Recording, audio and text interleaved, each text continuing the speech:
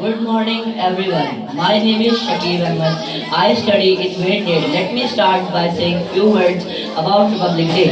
India celebrates Republic Day every year on 26 January.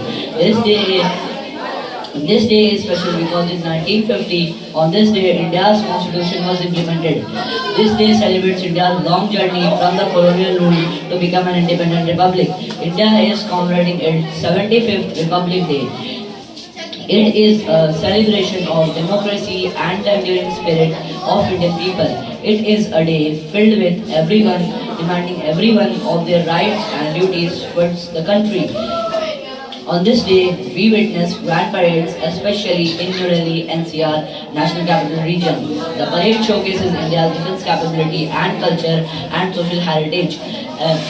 We should respect our nation's symbols. Let's be proud of our nation's rich heritage and diverse culture. Jai Hind, Jai Bharat. Thank you.